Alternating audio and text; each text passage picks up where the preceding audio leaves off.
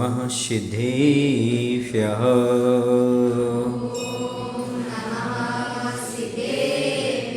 ॐ नमः सिद्धेभ्यः।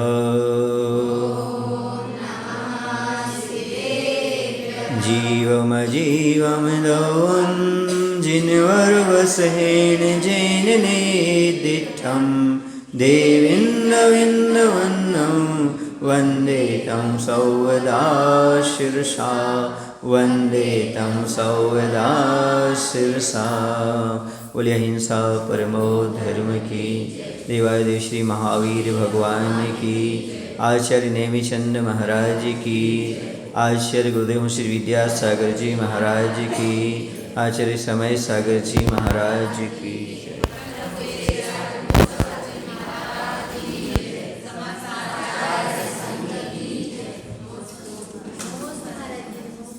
चाहे निश्चय मोक्ष मार्ग और चाहे व्यवहार मोक्ष मार्ग, दोनों की सिद्धि करना हो तो ध्यान के माध्यम से हुआ करती है। ध्यान के माध्यम से ही दोनों मोक्ष मार्ग की सिद्धि होती है। अर्थात जिनको दोनों मोक्ष मार्ग प्राप्त करना हो उन्हें ध्यान करना परम आवश्यक होता है। ध्यान का अर्थ क्या होता है? अपनी चित्त वृत्ति को सब ओर से रोक करके एक ही विषय में स्थिर करना सो ध्यान कहलाता है। अर्थात मन को सब ओर से रोक करके एक जगह लगा देना, इसका नाम है ध्यान। ध्यान के माध्यम से ही दोनों मोक्ष मार्ग की सिद्धि हुआ करती है। तो यहाँ पर कहा जा रहा है कि आखिरकार ध्यान की आवश्यकता क्यों है? क्योंकि हमें कुछ सिद्धि करना है। क्या सिद्धि करना है? मोक्ष मार्ग की। कौन से मोक्ष मार्ग की? चाहे व्यवहार हो चाहे निश्चय हो। तो किस प्रकार के ध्यान के द्वारा मोक्ष मार्ग की सिद्धि होती है? तो आचार्य कहते हैं निर्विकार सो संवेदन रूप परम ध्यान के द्वारा मुनियों को मोक्ष मार्ग की सिद्धि हुआ करती है। जो कि निर्विकार हो, सो संवेदन रूप हो, ऐसा परम ध्यान जब मुनियों को प्राप्त होता है तो उससे मोक्ष मार्ग की सिद्धि हुआ करती है। भव्य जीवों के लिए क्या करना चाहिए? तो कहते भव्य जीवों के लिए अपने मन को एकाग्र करके ध्यान का अभ्यास करना चाहिए। आप लोगों को भी ध्यान का अभ्यास करना चाहिए। जाप के माध्यम से, है ना, स्वाध्याय के माध्यम से अपने मन को थोड़ा सा कंट्रोल में करो। कंट्रोल में करने के बाद फिर ध्यान की ओर ले जाओ। ध्यान के लिए सबसे बड़ी कंडीशन है आसन को सिद्ध करना। यदि आपका आसन सिद्ध होता है तो ध्यान लगेगा। यदि आपका आसन सिद्ध नहीं तो ध्यान नहीं लगेगा। यदि आपके हाथ पैर हिलते रहते हैं, आप आलती फालती बदलते रहते हैं, ध्यान रखना, एक पैर ऊपर फिर नीचे, फिर ऊपर नीचे, हिलना डुलना, तो ध्यान की सिद्धि नहीं होती। ध्यान की सिद्धि करने के लिए पहले आसन सिद्ध करना आवश्यक है। आसन सिद्ध के साथ साथ आपके लिए दिशा का निश्चित करना निश्चित है। कौन सी दिशा में बैठेंगे आप? पूर्व में, उत्तर में, दिशा को निश्चित करना। फिर मंत्र का शुद्ध होना आवश्यक है, जिस मंत्र के माध्यम से आप ध्यान लगाना चाहते हैं। फिर इसके बाद मन को स्थिर करना, एकाग्र करना आवश्यक है। जब तक मन स्थिर नहीं होगा, एकाग्र नहीं होगा, जब तक आसन भी लगा लिया, दिशा भी चुन ली, मंत्र भी ले लिया, लेकिन मन स्थिर नहीं है तो भी ध्यान नहीं लगेगा। अंत में मन की स्थिरता बहुत आवश्यक है, तभी ध्यान लगेगा। समझ आ रहा आपके लिए? तो मन को स्थिर बनाने के लिए क्या करना पड़ेगा? संकल्प लेना पड़ेगा, नियम लेना पड़ेगा, व्रत लेना पड़ेगा। आचार्य ने लिखा है कि शुद्ध भाव के द्वारा मुक्ति होती है। अब प्रश्न होता है, जब शुद्ध भाव के द्वारा मुक्ति होती है तो व्रत नियम आदि लेने की क्या आवश्यकता है? कि शुद्ध भाव बनाओ और सिद्धि प्राप्त कर लो। तो आचार्य कहते हैं शुद्ध भाव, मुक्ति के लिए शुद्ध भाव चाहिए, शुद्ध भाव के लिए मन की स्थिरता चाहिए, और मन की स्थिरता के लिए व्रत चाहिए। व्रत के बिना मन स्थिर नहीं होगा, और मन स्थिर नहीं होगा तो शुद्ध भाव नहीं होंगे, शुद्ध भाव नहीं होंगे तो कल्याण नहीं होगा। इसलिए सबसे पहले व्रत ग्रहण करो, इसके आगे फिर बढ़ो। इसलिए व्रतों की आवश्यकता है। व्रतों के बिना मन स्थिर नहीं, और मन स्थिर नहीं तो भाव शुद्ध नहीं, और भाव शुद्ध नहीं तो कल्याण होने वाला नहीं, मुक्ति का लाभ होने वाला नहीं। समझ आ रहा है ना? तो शुद्ध भावों के लिए हमें व्रत ग्रहण करना। व्रत का अर्थ क्या होता है? अशुभ से छूटकर शुभ में आना। असुहादो विनिवृत्ति शुभे प्रवृत्ति जान चारित्रम, यही पढ़ के नहीं है आप लोग इसी में द्रव्य संग्रह में। अशुभ से निवृत्ति, शुभ में प्रवृत्ति करना, इसका नाम व्रत है। पहले अशुभ से छूटो, शुभ में आओ, फिर शुभ के बाद शुद्ध भाव में जाने का होता है। जब तक अशुभ नहीं छूटेगा, जब तक शुभ के माध्यम से शुद्ध में प्रवेश नहीं हो सकता। अशुभ को पूर्णतः छोड़ना पड़ेगा, फिर शुभ में आके धीरे धीरे धीरे धीरे फिर शुद्ध में प्रवेश करना है। सोपयोग ही शुद्ध उपयोग का कारण बनता है। समझ आ रहा? असोपयोग कभी शुभ का कारण नहीं बनता, लेकिन सोपयोग से क्या होता है? शुद्ध उपयोग। कुछ लोग कहते हैं सोपयोग का अभाव से शुद्ध उपयोग, ये गलत है, क्योंकि अभाव कभी कारण नहीं बनता। क्योंकि सोपयोग का अभाव असोपयोग भी तो बन सकता है, शुद्धि क्यों बनेगा?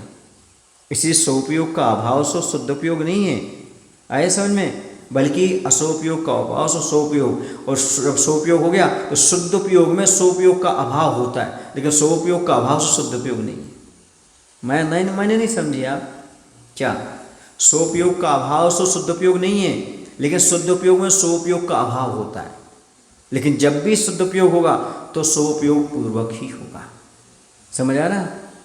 यदि कोई व्यक्ति ऐसा कहता है कि सोपयोग का अभाव सो शुद्ध उपयोग, तो गलत कर रहा है, वो कार्य कारण की व्यवस्था नहीं समझ रहा है। क्योंकि सोपयोग का अभाव अशुभ उपयोग भी हो सकता है। इसलिए अभाव कभी किसी का कारण नहीं बनता, कारण तो सद्भाव बनता है। इसलिए सोपयोग पूर्वक ही शुद्ध उपयोग होता है, ये नियम बनता है। किस पूर्वक? सोपयोग पूर्वक ही शुद्ध उपयोग होता है। इसलिए शुद्ध उपयोग में सोपयोग का अभाव हो सकता है, लेकिन सोपयोग का अभाव से शुद्ध उपयोग है, ऐसा कभी भी नहीं कहा जा सकता। क्योंकि सोपयोग का अभाव असोपयोग भी हो सकता है। समझ आ रहा ना? जो आपके लिए स्वाध्याय कराएं और इस प्रकार का स्वाध्याय कराएं कि देखो देव पूजन है, स्वाध्याय है, समझ आ रहे हैं, व्रत नियम, ये सब सोपयोग है, इनका अभाव से शुद्ध उपयोग है। ऐसा पढ़ाने वालों को कह देना नहीं भैया, ऐसा नहीं कहा, क्योंकि सोपयोग का अभाव सो असोपयोग भी है ना? इसलिए सोपयोग पूर्वक जब भी आपको शुद्ध उपयोग होगा तो सोपयोग पूर्वक ही होगा। इसलिए सोपयोग को छोड़ो मत। हाँ, जब शुद्ध उपयोग में जाएंगे तब अपने आप वो छूट जाएंगे, छोड़ने की ज़्यादा आवश्यकता नहीं पड़ेगी। समझ आ ना? जैसे पूजन कर रहे हैं, भगवान की स्तुति कर रहे हैं, वंदना कर रहे हैं मुनिराज उस समय, तो उस समय उनको सोपयोग रहेगा। लेकिन जैसे उसके बाद फिर अशुभ में नहीं जाएंगे, फिर सीधे जाकर के वह इनको भी छोड़ देंगे, निर्विकल्प आत्मा का ध्यान करेंगे तो शुद्ध उपयोग में पहुंच जाएंगे। बात समझ आ रहा है आपको? इसलिए कभी ये मत सोचना कि सोपयोग का अभाव सो शुद्ध उपयोग, क्योंकि असोपयोग भी होता है। क्योंकि पूजन वगैरह छूटते तो आप कहाँ लग जाते? फिर यहाँ सोपयोग का अभाव हुआ, फिर कहाँ लग जाते आप? घर जा करके क्या शुद्ध में लग जाते क्या? अशुभ में लग जाते हो। समझ आ रहा? इस बात को हमेशा ध्यान रखना चाहिए। हर किसी का स्वाध्याय नहीं सुनना चाहिए। स्वाध्याय सुनो तो ये ध्यान रखना वो क्या व्याख्या कर रहे हैं, वो लिंक से हट रहे हैं कि लिंक पर चल रहे हैं। समझ आ रहा? आचार्यों ने क्या कहा, किस रूप में कहा? पहले ये कहा अशुभ से निवृत्ति, शुभ में प्रवृत्ति, ये कहा। फिर शुभ को भी इग्नोर करके शुद्ध में प्रवृत्ति करना, शुभ की ओर जाना। समझ आ रहा? ये कार्य होता है। सीधा अशुभ से शुद्ध में नहीं, पहले अशुभ को छोड़ो फिर शुभ में आओ, फिर उसके बाद काम चलता है। तो ऐसा ही आगम में बताया है। तो मुनियों को ध्यान का अभ्यास किस प्रकार से करना चाहिए? तो मुनि महाराज को ध्यान की सिद्धि के लिए देखे हुए, सुने हुए और पूर्व में जो उनको अनुभव में आए हैं अनेक प्रकार के जो मनोरथ रूपी राग आदि परिणाम हैं, विकल्प जाल हैं, उनका त्याग करके समस्त पदार्थों से भिन्न निज आत्मो स्वरूप में स्थिर होने से उत्पन्न जो सहजानंद रूप सुखामृत है, उसके रस का आस्वादन में स्थिर होकर के ध्यान का अभ्यास करना चाहिए। समझ? सर्वं निराकृत विकल्प जालम संसारे कांतार निपात हेतुम विविक्तमान मानमीक्षमानो निलीसे तुम परमात्म तत्वे। सारे विकल्प जाल को छोड़ना। समझ गए? सारे विकल्प जाल छूट जाते हैं तो वह निर्विकल्प दशा आती है। विकल्प जाल रहते हैं तो उसी में उलझे रहते हैं। एक बार आचार्य जी ने हमसे कहा, भोजपुर की बात है, भोजपुर में। उस समय आचार्य बैठे हुए थे तो यही गाथा बार बार दोहरा रहे थे। सर्वं निराकृत्य विकल्प जालम संसारे कांतार निपात हेतुम विविक्तमात्मनो वीक्षमानो निलीयसेतुम परमात्मत्व। ये भावना द्वात्मसत्ता का की ये क्या है, एक गाथा है, सामायिक पाठ की गाथा है। आचार्य इसको बार बार पढ़ रहे थे तो मैंने कहा आचार्य आप एक ही गाथा को बार बार पढ़ रहे हैं? तो आचार्य बोलते जो गाथा हमें अच्छी लगती है ना उसकी हम माला भी फेर लेते। क्या फेर लेते? माला भी। इसमें भाव ये है, संसार के जितने भी विकल्प जाल इन सबको छोड़ो। अब इतने वर्ष हो गए मैं कब विकल्प जाल करता रहूँगा, यही दीक्षा देना, शिक्षा देना, ऐसा करना, ये सब समाज का उद्धार, मैं अपना उद्धार कब करूँगा? इन सब विकल्पों को छोड़ करके अब मैं निज आत्मा का ध्यान करूँगा। निज आत्मा में हमने कहा आचार्य जी यदि आप ये सब छोड़ देंगे तो फिर हम लोगों का क्या होगा? हाँ, इतने सारे लोग कल्याण मार्ग पर बढ़ रहे हैं तो आचार्य बोलते हैं अब हो गया, सब कर दिया, सबका अपना अपना कर दिया, अपना अपना कल्याण करेंगे और वो लोग भी दूसरों को कल्याण मार्ग पर लगाएंगे। अब तो हमें निज का कल्याण करना है। ये है योगियों को। बाद में सारे विकल्प, अशुभ विकल्प तो छूट गए, अब शुभ विकल्प भी छोड़ना है। दीक्षा देना, शिक्षा देना, शिष्यों को आज्ञा देना, ये करना, ये सारे विकल्प भी शुभ हैं। इसको छोड़ करके फिर किस में जाना? शुद्ध में जाना। ये विकल्प भी समझ गए। मुनियों को अशुभ विकल्प तो नहीं बचे, शुभ बचे। शुभ को भी छोड़ करके अपने में लीन होना ये बहुत महत्वपूर्ण है। इसलिए पहले अशुभ का त्याग करो, फिर शुभ में आओ, फिर शुभ के बाद शुद्ध में लीन हो। यही प्रक्रिया है। आजकल लोग क्या करना चाहते हैं? सीधे अशुभ से शुद्ध में जाना चाहते हैं। पूजन करना नहीं चाहते, मुनि को दान देना नहीं चाहते हैं, है ना। कोई भी षडावश्यक का पालन नहीं। माँ स्वाध्याय करेंगे और कहेंगे बस स्वाध्याय के बाद घटाघटी अंदर तत्व में प्रवेश कर जाओ। ऐसा कहने वालों को कभी शुद्ध उपयोग होने वाला नहीं है। पहले अशुभ छूटो और उसके बाद शुभ में आओ, तब काम चलेगा। समझ आ रहा? उसके बिना संभव नहीं है। अब आगे चलते, ध्यान में लीन होने का उपाय क्या है? मामुज्झय मारुज्झय मामुज्झय मारज्झय मादुस्सैठ्य निठ्यर्थेषु स्थिरमिच्छैजय चित्तम् विचित्त ध्यान प्रसिद्धिये।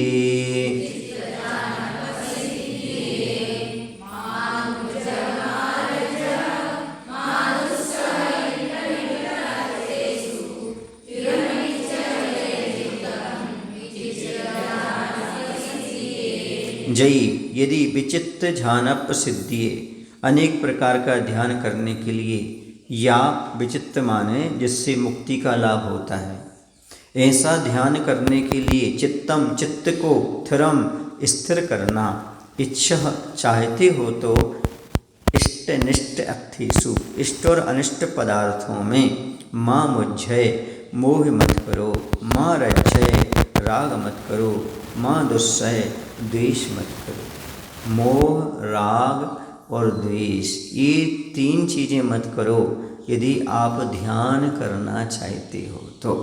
और संसारी प्राणी के पास इसके अलावा कुछ है ही नहीं, तीन चीज़ के अलावा, मोह, राग और द्वेष। आचार्य कहते इसी का नाम संसार है। जो बाहर दिख रहा है ना, इसका नाम संसार नहीं। इसमें तो साधु भी रहते हैं, आप भी रहते हैं, साधु भी संसार में रहते, आप भी संसार में रहते, लेकिन इस संसार में नहीं रहते। राग द्वेष मोह, और आप इसी संसार में पड़े हो। किसमें? राग द्वेष और मोह। इसी का नाम संसार है। राग द्वेष मोह छूट गया तो संसार में रह कर के भी समझो बहुत कुछ कर गया। मोह नहीं करना, राग नहीं करना, द्वेष नहीं करना। तो ध्यान में लीन होने का क्या उपाय है? इष्ट अनिष्ट। इष्ट माने जो प्रिय लगते हैं, अनिष्ट माने जो अप्रिय लगते हैं। तो इनमें राग द्वेष और मोह नहीं करना ही निर्विकल्प ध्यान में लीन होने का उपाय है। आपके लिए इष्ट क्या है आप जानिए। स्त्री, मित्र, पुत्र, धन, घर, शरीर, ये सब इष्ट हैं, है ना। और अनिष्ट क्या है? जो आप नहीं चाहते, आपको बुरे लगते, वो अनिष्ट हैं। रोग नहीं चाहते, है ना, अभाव नहीं चाहते, ये सब चीज़ें अनिष्ट रूप हैं। तो इन सब में द्वेष भाव आ जाता है। तो राग, द्वेष और मोह इनसे छोड़ो। समझ गए? अब मोह क्या चीज़ है? तो मोह का अर्थ है एक प्रकार से अपने स्वरूप को भूल करके पर वस्तुओं को अपना समझना, या वस्तु स्वरूप की भूल। जैसे शरीर अपना नहीं, उसे अपना मानना। समझ गए? ममत्व का नाम नहीं है मोह, ममत्व का नाम है राग, चिपक जाना। लेकिन वस्तु स्वरूप का उल्टा समझना, विपरीत समझना, ये मोह है। क्योंकि मोह मिथ्यात्व है। क्या है ना? हाँ, तो हमें उल्टा विपरीत समझाता, हमेशा विपरीत बताता। चाणक्य मोहिनी का नाम राग है और दर्शन मोहिनी का नाम मोह है। ये मान के चलो। मोह किसका नाम है? दर्शन मोहिनी का नाम मोह है, क्योंकि ये गाफिल करता है, उल्टा बताता है। और चारित्र मोहिनी का नाम राग है, राग रूप परिणाम वहाँ पर रहता है। क्योंकि सम्यक दर्शन होने के बाद मिथ्यात्व तो चला गया, लेकिन फिर भी दर्शन मोहिनी के बाद चारित्र मोहिनी रहती, उसी का नाम राग देश है। इसलिए कहते हैं मोह तिमड़ाप हरणे। मोह का नाश हो जाने पर राग द्वेष निवृत्ति, राग द्वेष की निवृत्ति के लिए चारित्र की शरण लो, तब राग द्वेष नष्ट होगा। समझ आ रहा है आपको? मोह के रहते हुए सम्यक दर्शन नहीं होता, राग द्वेष के रहते हुए सम्यक दर्शन बना रहता है। इसलिए मोहिनी को पूरा छोड़ो। समझ गए? जो आपके गहल भाव करने वाला है, मोह के बेटे हैं ये राग द्वेष। हाँ, इसलिए मोह छूटा तो राग द्वेष कुछ तो छूटता है, लेकिन पूर्णता छोड़ने के लिए चारित्र व्रत नियम आदि लेना पड़ते, उसके बिना संभव नहीं है। तो राग और द्वेष और मोह क्या है? तो राग किसका नाम है? प्रिय पदार्थों के प्रति जो आपका आकर्षण है, प्रीति रूप परिणाम है, उसका नाम राग है। और द्वेष किसका नाम है? अनिष्ट वस्तुओं में अप्रीति रूप परिणाम होना, सो द्वेष भाव है। किसी को हटाना, किसी को अपनाना, इसी का नाम क्या है? राग और द्वेष। किसी के प्रति प्रभावित हो जाना, किसी को देखना ही पसंद नहीं करना, इसी का नाम क्या है? राग द्वेष है। और संसारी प्राणी इसी में पड़ा हुआ, आकर्षण विकर्षण, आकर्षण विकर्षण, ग्रहण करना छोड़ना, इसी में पड़ा हुआ है। ये राग और द्वेष है। और ये कौन सा हो गया? मोह, सबसे खतरनाक बाबा मोह, जिसकी चपेट में तीनों लोक के प्राणी फंसे हुए हैं। ये मोहिनी कर्म है। तो इन तीनों में को छोड़ो, फिर ध्यान होगा। महाराज ध्यान ऐसे होता है? हाँ, ऐसे ही होता है। आजकल बहुत ध्यान केंद्र खुल रहे हैं, खूब ध्यान योगा चल रहा है, वो सब शरीर के स्वास्थ्य के लिए चल रहा है। लेकिन आत्मा के कल्याण के लिए राग द्वेष मोह छोड़े बिना कोई ध्यान नहीं बताया। समझ आ रहा? इसलिए असंयमी जीवों का ध्यान उन्हीं जैसा है। कम से कम संयम लो, राग द्वेष मोह को छोड़ो, तब जाकर के आप ध्यान की सिद्धि कर पाओगे। अपने मन को एकाग्र करना ध्यान कहलाता है। ध्यान के कितने भेद होते हैं? तो ध्यान के 4 भेद होते हैं, आर्त, रौद्र, धर्म और शुक्ल। इस प्रकार के ध्यान हुआ करते हैं। महाराज हम लोग ध्यान कैसे करें? हम लोग का ध्यान तो लगता नहीं। एक बार की बात है, एक सज्जन साधु के पास पहुँचे। उस साधु महात्मा से बोलते, महाराज हम लोग को ध्यान नहीं होता, हम लोग ध्यान कैसे करें? तो महाराज कहते हैं, हम बैठ रहे ध्यान में, वैसे तुम बैठ जाओ। महाराज ध्यान में बैठ गए, वो भी ध्यान में बैठ गया। महाराज तो अपना ध्यान कर रहे हैं, वो 2-4 बार देख रहे हैं महाराज कब उठेंगे। उसका यही ध्यान लगा कि महाराज ध्यान से कब उठे। उसको ध्यान तो हो नहीं रहा। क्यों? क्योंकि कुछ भी उसको रूल्स मालूम नहीं, कोई कंट्रोल में नहीं, ना आसन सिद्धि है, ना मन की स्थिरता है, और ना वो समझ रहा ध्यान क्या है। बैठ गए। महाराज सामायिक से उठे, वो तो उठा ही था पहले से। वो कहता है, महाराज आप तो बहुत देर तक ध्यान किए। बोले तुमने कितना किया? बोले हम यही देखते रहे आप कितनी देर तक कर रहे हो, कितना देर लग रहा है। अच्छा तुम्हें ध्यान नहीं हुआ? बोले नहीं हुआ। अब एक काम करते हैं हम, अब अगले दिन अपन आएंगे तो अपन एक काम करेंगे, तुम भी ध्यान करना, हम भी ध्यान करेंगे। बोले ठीक है। बोले महाराज हमें विषय तो बताओ किस पर ध्यान करना। बोले आपको बाटी बनाना है। क्या बनाना ध्यान में? बाटी नहीं समझते आप लोग? हाँ हाँ, समझ गए ना? वो बनाना है। तो उन्होंने कभी बाटी नहीं खाई, क्या बोलते हैं आप लोग उसको? हाँ, दाल बाटी। हाँ, तो बोले वो बनाना, ठीक है। और बाज़ार जाना, बाज़ार से आटा खरीदना है ना, और टमाटर खरीदना, मिर्ची खरीदना, दाल खरीदना, सारी चीज़ें खरीद अलग अलग दुकान से लेकर के आना है ना। ला करके फिर अपना गैस चूल्हा वगैरह व्यवस्थित करना। फिर क्या करना? आटा को गूँथना है ना पानी से, उसके बाद फिर उसके अच्छे से करना और अच्छी बाटी बनाना, और बनाने के बाद जितने लोग हों आसपास सबको खिलाना, खिलाने के बाद खुद खाना, ठीक है ना। ये तुम्हें ध्यान में करना है, ऐसा महाराज ने उसको बता दिया। महाराज भी बैठ गए और वो बैठ गया, लगा वो तो अपने। महाराज का 48 मिनट हो गया, महाराज ध्यान से उठ गए, वो भी नहीं उठा। अभी पहले दिन क्या था, महाराज ध्यान में बैठे थे, वो उठ गया था। अब महाराज उठ गए, वह ध्यान में बैठा है। पर महाराज ने कहा, ओ भाई समय हो गया। अरे महाराज एक गिलास तो मुंह में दिया ही था और आपने बस हमारा ध्यान भंग कर दिया। समझ आ रहा ना इसका मायना क्या हुआ। उसने भोजन पानी बनाया, सब कुछ किया, है ना, कितना टाइम लगाया उसने, उसको सबको खिलाया, फिर खाने को हुआ, इतने महाराज ने उसका ध्यान भंग कर दिया। कहने का तात्पर्य जहाँ रुचि होती है वहाँ ध्यान लगता है। इस कहानी का अर्थ क्या है, जहाँ रुचि होती है वहाँ ध्यान लगता है। आपकी बाटी बनाने में रुचि है, संस्कार की क्रियाओं में रुचि है संसार की, सो आपका अच्छा ध्यान लगता है। महाराज की रुचि यहाँ पर है, आत्मा में, परमात्मा में, पंच परमेष्ठी में, इसलिए उनका ध्यान यहाँ पर अच्छे से लगता है। इसे ध्यान लगाने की रुचि पैदा करो, रुचि के बिना कभी भी ध्यान नहीं होता।